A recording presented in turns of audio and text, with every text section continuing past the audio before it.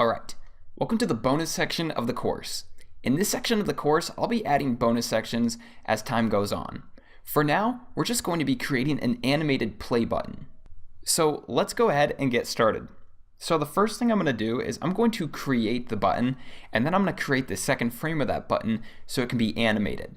Once we've done that, we'll create a sprite sheet for it so that way you can actually use it in your game.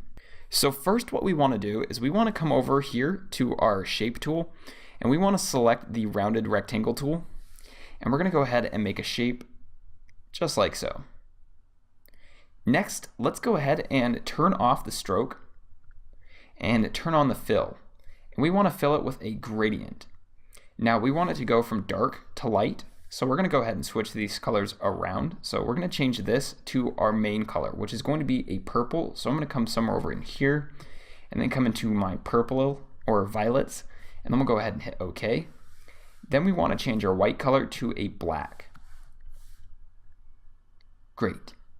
Now we want to change the roundness of our edges. So right now it's at 30 pixels, and we want to change that to make it so it's completely rounded like a pill. So I'm going to go ahead and type in 70 in there and hit enter. And it would only let us round it to 57 pixels, which is fine, but that's as far as it can be rounded. So now we have a perfect pill. Next, let's go ahead and add an effect to this layer. So I'm going to come down to my effects, and I'm going to add a beveled and embossed edge. Now let's go ahead and turn down the depth to about there, and then let's turn down the size to about 10 pixels should be good. Then I'm just going to leave the opacity for my highlight at 81% and the opacity for my shadow at 70%, and I'll go ahead and hit OK. Alright, so now we have the basic setup for our button. Now this is going to be a glossy button, so we want to add a highlight on here. So the way we're going to do that is by copying our shape. So we're going to copy the layer, and then we're going to go ahead and turn off the effects by hitting that eye icon next to effects. And then we want to change the color of our shape. So I'm going to go ahead and come up here to where it says fill, and this will only show up if you have your shape tool selected. So if this isn't at your top bar, go ahead and select your shape tool, and then you'll be able to change your fill. So I'm going to select that, and I'm going to fill it in with a solid color, and we want white. So I'm going to come into my color picker and select white. Great. Next, what we want to do is we want to use our transform tool to shrink the shape down. So I'm going to go Control T, and then I'm going to go ahead and shrink it down, holding down Shift to keep its proportions, and holding down Alt to shrink it from the center. And I'm going to shrink it to about that size. Then I want to shrink it upwards like so, so it gets squashed. So about there should be good, maybe just the tiniest bit more. So to about there, we'll hit Enter. Next, let's go ahead and use the grab and move tool and the arrows on our keyboard to nudge this up towards the top, but we still want to leave a little gap right there. And this is going to create the glossy effect for us. Now, right now it looks glossy, but the way we're going to make it look even more glossy is by bringing down the opacity so it looks transparent. So we'll bring down that opacity on that layer to about, let's bring it to about 30%. That looks good. Great. Now let's add some reflections to the corners of our button. So I'm going to go ahead and add a new layer above this layer, and then I'm going to zoom in there. And using my brush tool and making sure I'm on a hard-edged brush like this one right here, I'm going to go ahead and paint in like so, and then paint in one dot there. And I'll do the same on the other side. So I'll paint a little line like so, and then add a dot. You can also add a second dot on the other side that's smaller, so maybe a little bit too small. So we can add one like that, and that just makes it look a little bit more interesting. Great, so now we have our button. Now this reflection on top is looking a little bit too small, so I'm going to come back down into that layer, turn on my transform tool, and holding down Alt so it stretches from the center, I'm going to go ahead and pull it over like so. And I'm also going to bring it up just a little bit more. Then I'll hit Enter. Alright, that looks better to me. Next, we want to add our text in. So then I'm going to come to my text tool, which by the way is the letter T on your keyboard if you want to know what the hotkey is. And then I'm going to go ahead and add a new layer above this and click to start my text, and then I'm just going to type out play. Now I already have my text set to the correct typeface. The font is called OCR, std, and you can go ahead and search that up here. It's included with Photoshop. Next, what I want to do is I want to add a beveled and embossed effect to my text. So I'm going to come down to effects, but I need to switch out of my text tool to do this, and then I can come down to my effects, and then we're going to come up to bevel and emboss. And rather than beveling and embossing it from the inner like we had on our gem button, we're going to go ahead and select pillow emboss. And what that does is it makes it look like it's actually embossed into the button itself. Next, I'm going to go ahead and play with my settings so I can play with my depth. So I'm going to put that about at 200%. And then I can also play with the size. So I'm going to bring that down to about 13 pixels. And then I'm going to play with the softness. And I'm going to put that at about, let's say 9 pixels. I think that looks good. And I'm going to go ahead and leave my settings down here the same way we've always had them. So 80% for my highlight and 70% for my shadow. Let's go ahead and hit OK. Great. So now we have the first frame for our button. So this is what the button would look like if it's not being pressed. Now we need to create the next frame for when the button is being pressed. So I'm going to go ahead and select all my layers except for my background layer, and I'm going to put those into a folder. I'm going to call this F1. I'll hit enter. Then I'm going to copy this folder, and on this new folder I'm going to call it F2 because it's going to be frame 2, and then we're going to go ahead and open that up. Now the first thing we want to edit is we want to edit our text. So I'm going to come to my text, and I'm going to turn off my bevel and emboss effect, because in this next frame it's just going to be completely glowing and it's going to be so bright that you won't even see the bevel and embossness of the text. So let's add a new effect, and we're going to add an outer glow. Then we're going to select our color. So I'm going to select our purple that we have down here, but I'm going to make it completely saturated like so, and then I'll hit OK. And then we can go ahead and play with our settings. So I have my opacity set to 100%, and I'm going to bring the size down so we can see it better. So probably about there. And then we can also play with the speed, but I'm going to leave that at about 4 pixels. I'm going to actually lighten my color just a little bit so we can see it better. So about there should be good. I'll hit OK. Alright, I think this looks good. Let's go ahead and hit OK. Next, we want to add a glow to our entire button. So I'm going to come down here to my pill shape, and I'm going to select that shape, and then I'm going to add a new layer above it. Then I'm going to select our original purple color, and I'm going to go ahead and fill that in like so. And then I'm going to come up to filter, then come down to blur, and we're going to use our Gaussian blur once again. And then we can play with that and see where we like it. And I like it about at 24, 25 pixels. Then we can go ahead and hit OK. And then I'm going to bring down the opacity on that layer so we can still see some of the stuff behind it, but we still want it pretty bright. So I'm going to bring it to about there. Perfect. All right, so now we have our second frame. Let's go ahead and close this folder up, and we can see what the switch between the two frames would look like by clicking this eye here. This is what it would look like before it was pressed, and then when it got pressed, it would turn to this. All right, that brings us to the end of this lecture.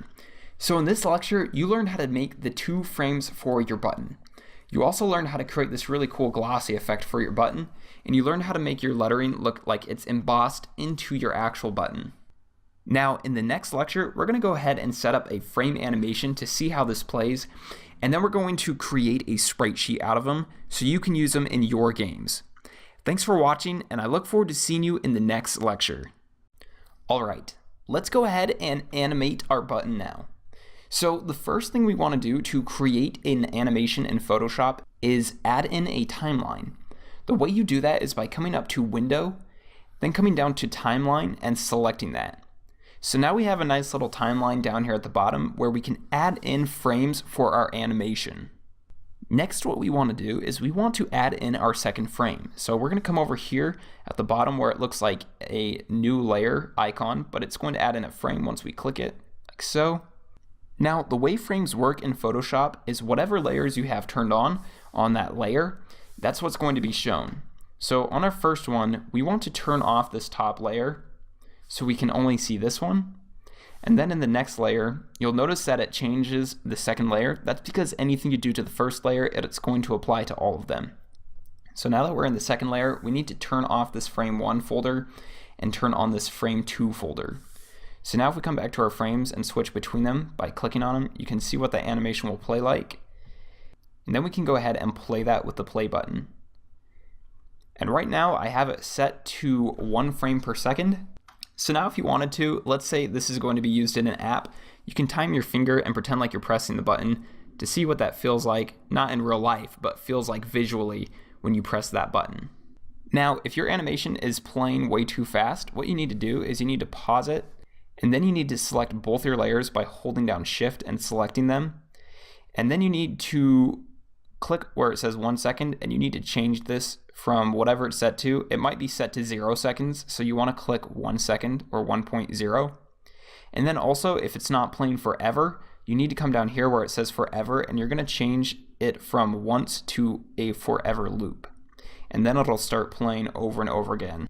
All right, let's go ahead and create our sprite sheet. Now, a sprite sheet is just a document that your game can use to draw from to grab lots of different assets. So for example, let's say you had a bunch of different frames for an animation.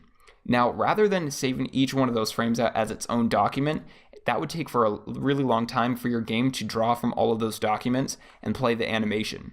When you have it all in one document, then it can just cut it out and draw from that one document. It makes gameplay much faster. And so that's what we're going to create right now. We're going to create a sprite sheet that has each one of these frames on it. So what we need to do is first we need to crop our image so it's as small as it can be. So I'm going to go ahead and switch over to my frame 2 because that's where we have the most pixels coming out because of this outer glow.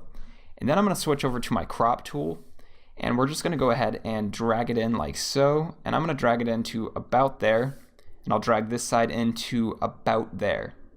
Then let's go ahead and hit enter. Perfect. Next, what we want to do is we want to create a new document. But before we do that, we need to find out what the exact size of this document is so that we can create a document that will fit both of them. So we're going to come up to image, and then we're going to come down to image size. And that's our width and height right there. So we can go ahead and write that down. So the width is 492 pixels and the height is 231 pixels. So our height is going to stay the same, but our width is going to double. So let's go ahead and hit cancel. And then we want to go File, New Document. And our new document is going to be the height that we already have. So 231 pixels. And then the width will double from 492 pixels.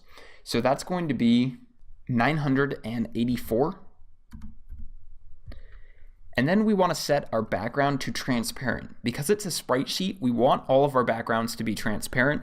That way it doesn't pick up anything that's not part of our asset. So I'm going to change this from white to transparent, and then we can go ahead and hit OK. Next, what we want to do is we want to make a line right down the center of our document.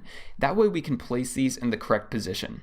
If you have your button positioned more to this left side, and then in the next frame it's positioned more to the right side, your button is going to look like it's moved, and we don't want that. We want it to be in the exact same spot. So what we'll do is we're going to grab a ruler and we're going to drag it right to the center, and it should click into the place. Now we can go ahead and start dragging in our folders into our document.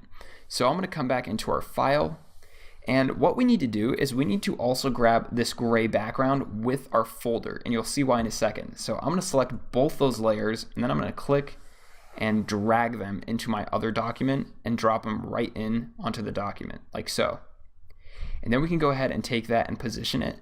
And now you see why we had to grab that gray background, was so that it lined up perfectly within this rectangle. Now that we have that all lined up, we can go ahead and come down to that gray background layer, and we can hit delete because we don't need it anymore. Let's go ahead and grab our second frame now. So I'm going to select my background, then holding down Control, I can select my frame 2, and that allows me to skip frame 1. So whatever I click on while I'm holding down Control, I can select those and skip everything in between. Now let's go ahead and click those layers and drag them into our document and drop them. And then I'll position it right there. And then I can go ahead and delete that gray background. Awesome. So now we have our sprite sheet. Now, in order for your game or for Unity to use this sprite sheet, it needs to be saved out as a PNG. So let's go ahead and do that. So the way you save it as a PNG is by coming up to File, Save As, and then we're going to save this out as play button, sprite sheet. And then we're going to change it from a Photoshop document to a PNG. Then we'll go ahead and hit save, then hit OK. And so now we have a flattened version of this that has no layers or folders. It's just the image itself with a transparent background. That's what your game is going to need to create its animation. All right, that brings us to the end of this project. Thanks for joining me, and I look forward to seeing you again soon.